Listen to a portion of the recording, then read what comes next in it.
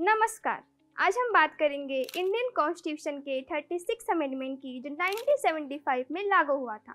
इससे पहले कॉन्स्टिट्यूशन में कुछ बदलाव करने के लिए 35 अमेंडमेंट्स हो चुके थे, लेकिन 36 अमेंडमेंट ने कैसे भारत के कॉन्स्टिट्यूशन को और मजबूत बनाया, चलिए उसे समझते हैं।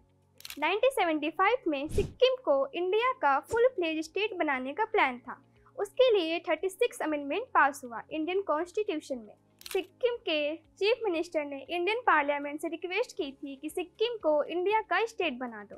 फिर रेफरेंडम होगा जिसमें 97.5% लोग मोनार्की सिस्टम हटाने के लिए वोट किए। मई 16, 1975 को ऑफिशियली सिक्किम को 22nd स्टेट बना दिया गया इंडियन यूनियन का।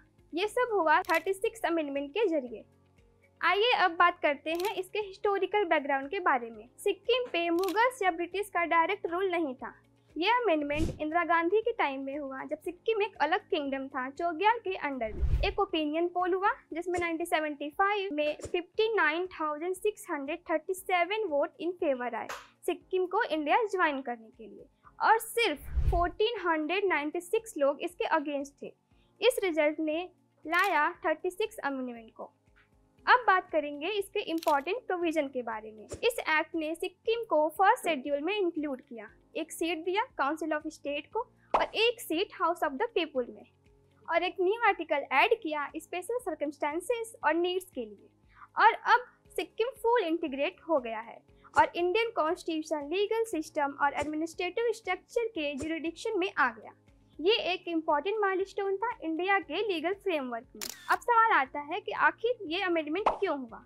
ये अमेंडमेंट इसलिए हुआ ताकि सिक्किम के लोग अपनी डिस्टिंक्ट आइडेंटिटी मेंटेन कर सके, लेकिन इससे एक सेंट्रलाइजेशन ऑफ पावर भी हुआ स्टेट के एक्सपेंसेस में।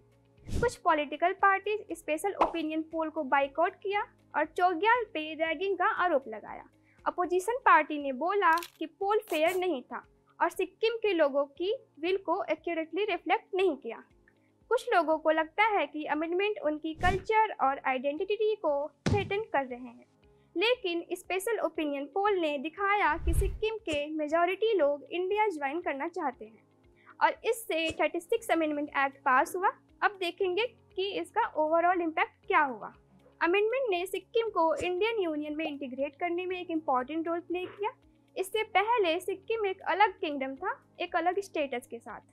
इस अमेंडमेंट ने चोग्याल के ऑफिस को ख़त्म किया, डेमोक्रेटिक सिस्टम लाया और सिक्किम को कॉन्स्टिट्यूशन के फर्स्ट शेड्यूल में ऐड किया।